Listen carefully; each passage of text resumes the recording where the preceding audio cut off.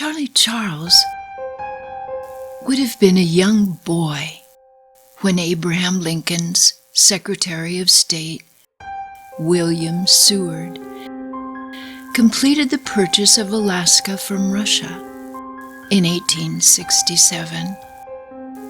It would be nearly 100 years before Alaska becomes America's 49th state. I will tell you this story of Charlie Charles as it was told to me by a Tlingit elder many years ago.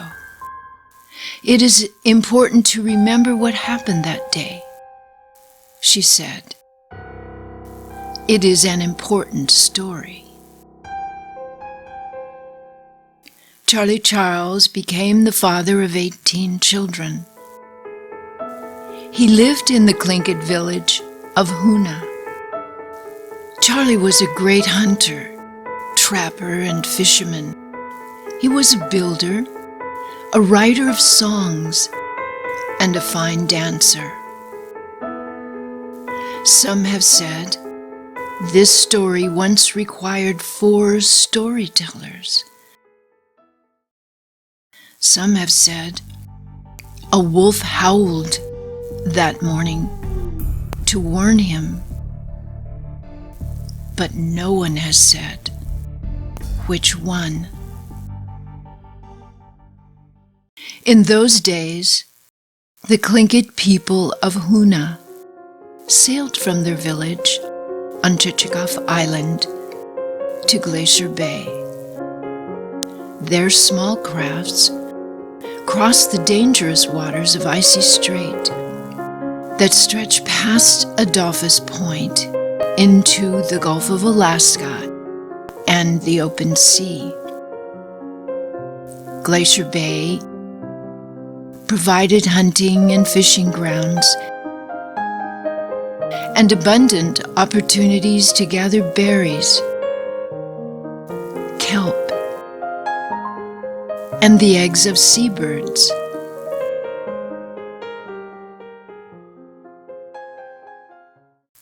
That early morning began like any other when Charlie left camp.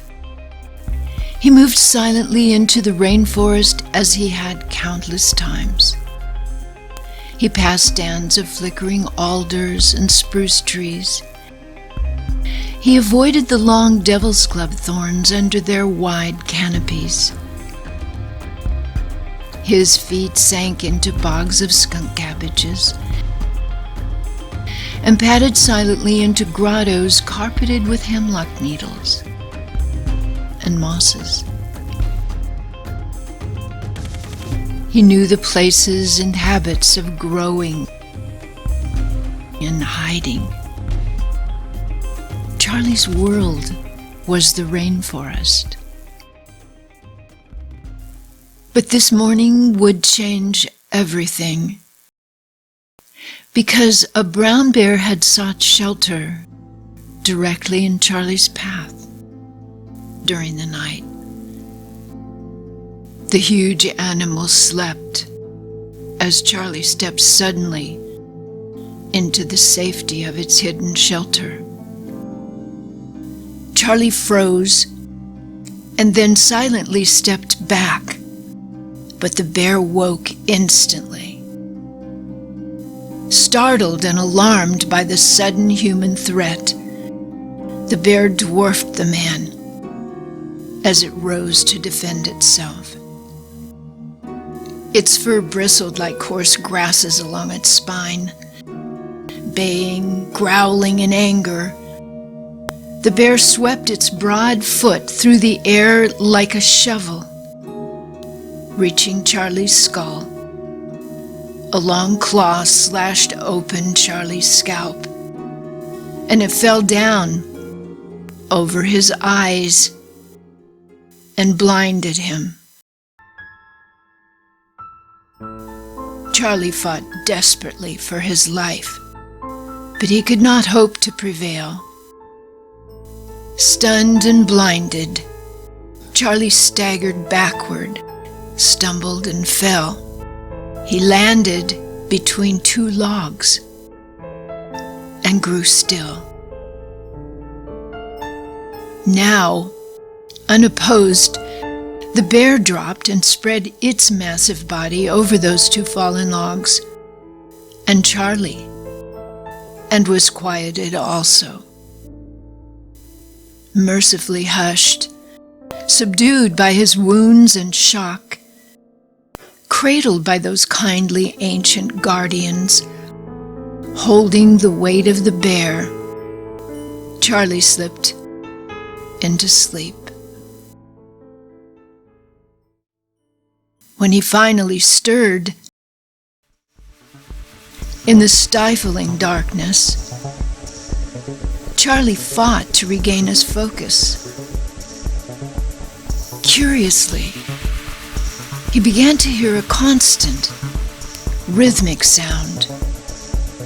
He strained to listen closer and studied the sound for a long while until he began to realize that sound was a beating heart. Charlie was listening to the bear's heart, and it was just above him. Now, every morning, Charlie strapped his knife next to his body, under his leather apron. He wondered if it was still there. He began to test his strength. He stretched out his fingers, feeling for his knife, and the knife was still there. Charlie worked to regain his focus. He called back his spirit and gathered his thoughts as he gripped his knife. And all that while, Charlie listened to the great bear's beating heart. He began to search the wide, matted chest for a space between two ribs where he might reach that beating sound. He struggled to position his blade. Unsure, Charlie drove his knife, but it only struck bone.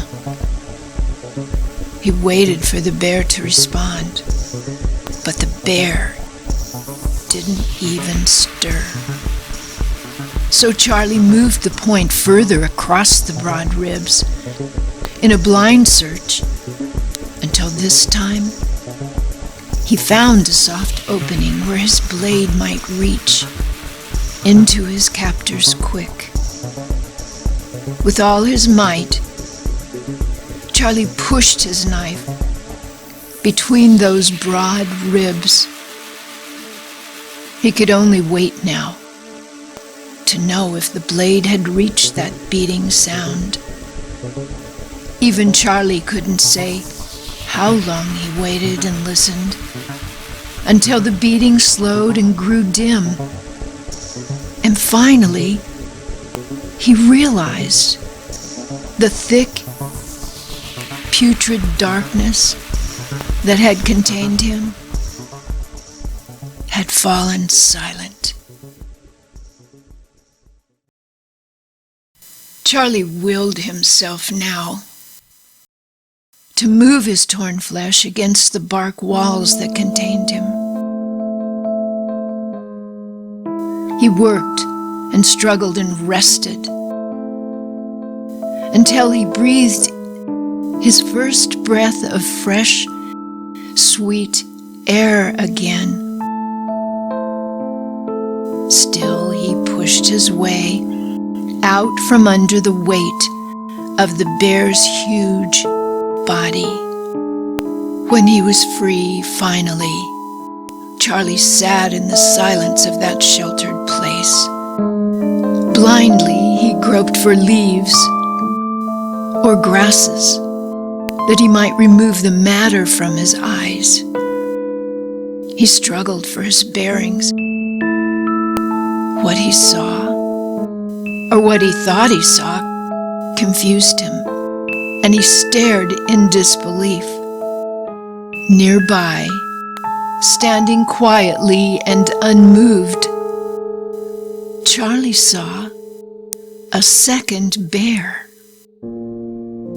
Charlie stared with disbelief at that bear. Still unmoved, the bear stared back at Charlie, who was still remembering that the beating had stopped and that the bear was dead. But as Charlie watched that bear, he slowly realized he was looking at a second bear. Each silently studied the other. At last, Charlie said to the second bear, "You might as well finish me off. I'm finished anyway."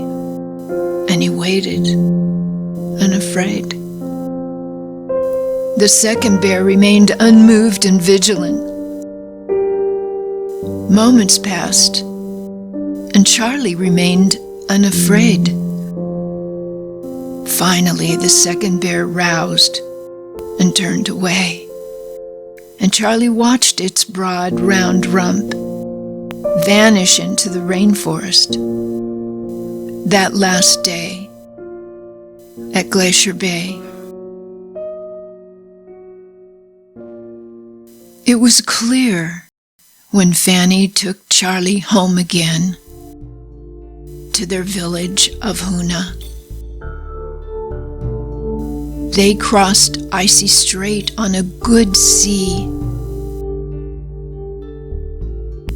Ann said Charlie lived 2 more years in the big house after he killed the great bear.